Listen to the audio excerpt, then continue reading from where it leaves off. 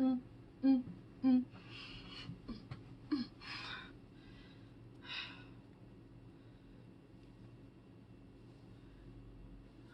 And welcome to this Thursday Thoughts. I'm going to be talking about potty training my identical twin 3-year-olds, almost 3.5. This is not an advice video. This is not like a how-to or tips or tricks. I don't claim to be an expert in any way, shape, or form. I just have been kind of hyper-focused and obsessed about potty training for the last little bit. So this is kind of to get it off my chest. If I were to say anything about it, I mean, I read 5 books on potty training, and I read a lot of tips and tricks, blog posts, podcasts, listened to a book, watched some videos, and kind of what I discovered in all that research was potty training comes down to 3 things. The trainer's attitude, whether that be a parent or other, the child's learning curve, and then lastly, the preparation for it. So let's jump right in. The trainer's attitude. So I had read all these books and stuff, and I felt confident. I felt confident that my boys were at an age where they could learn it. I felt confident in myself and my ability to teach them, and that I knew how to go pee in the potty and that I could convey that wisdom to my children. I decided to potty train them at the same time.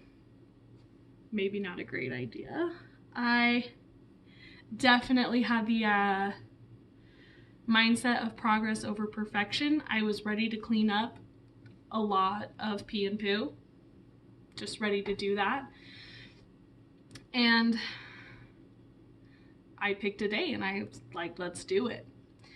I don't know exactly what my children's learning curve is.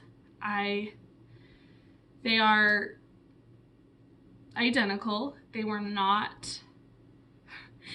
late premature. If I had given birth an hour later, they would have been considered full term. So they were fine.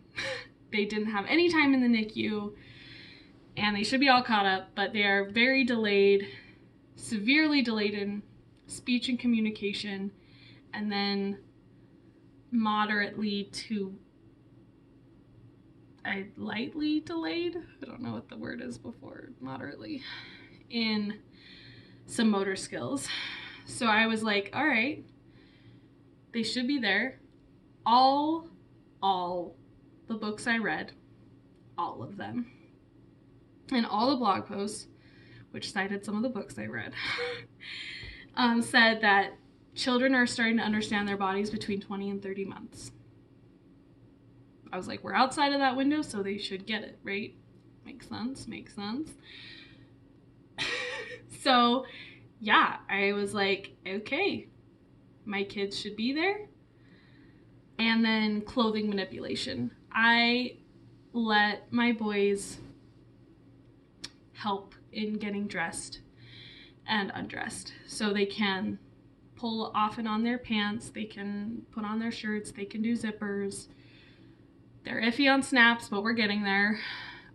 They're very iffy on buttons, but we're still working on that. Anyway, so, I felt like I kind of understood my kids' learning curve and where they were at to get going.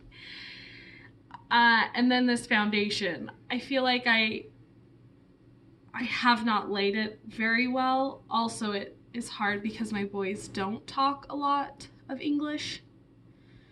So using potty words, pee, poo, showing them where it comes from on their bodies, and letting them know that it came from them.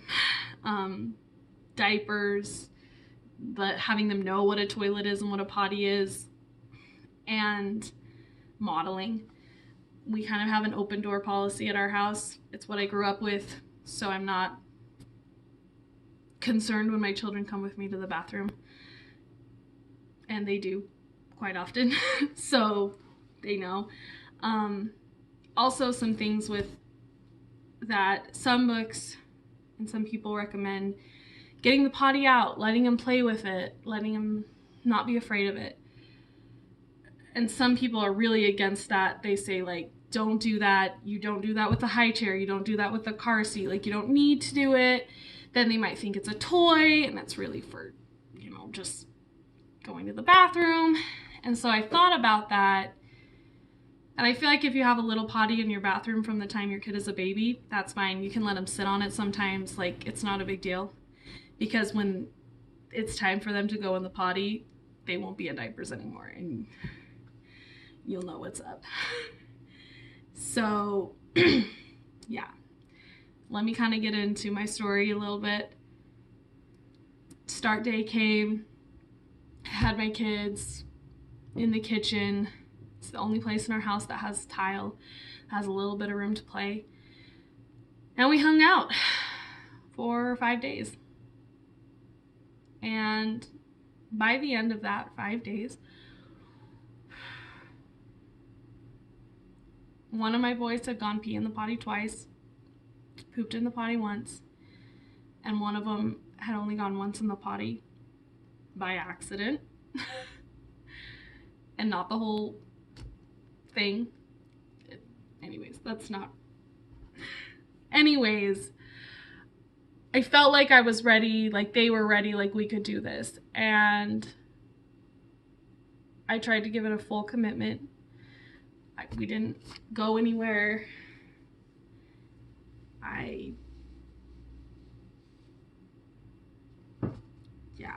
It was...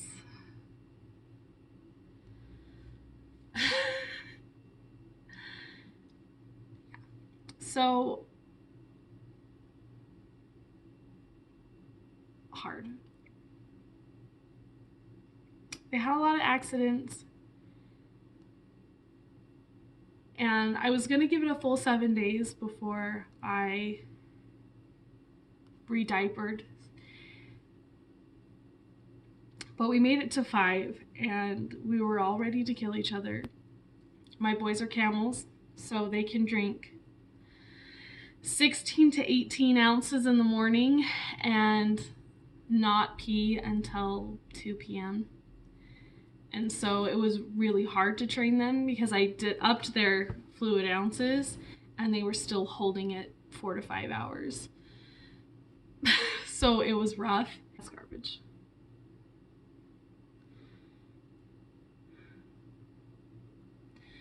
So I don't feel like I'm a failure as a mom for having this potty training not end up in my kids not in diapers anymore and going on the toilet regularly. It's hard.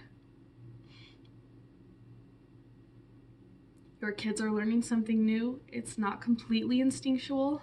There are parts of it that are instinctual, like privacy for, peeing and pooing. Like, they seek privacy. A lot of people do.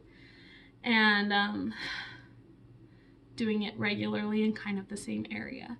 So there are some things that are kind of instinctual in it, but it's not really, it's something we teach actively. And I feel like I did my best, and they did their best. And we needed to take a break. We were all tired. And I feel like next time I'll be a little more calm because I kind of know what's going to happen. There's going to be a lot of pee and poo everywhere. I've experienced it. I'm cool with it. I'm going to clean it up. So I still have that great attitude. I understand my child's learning curve. And I feel like they have a better foundation for the next time. So, yeah. That's this Thursday. thank you for joining me for this Thursday thought. I hope you enjoyed it. I feel better now. So, guess that's all that really matters.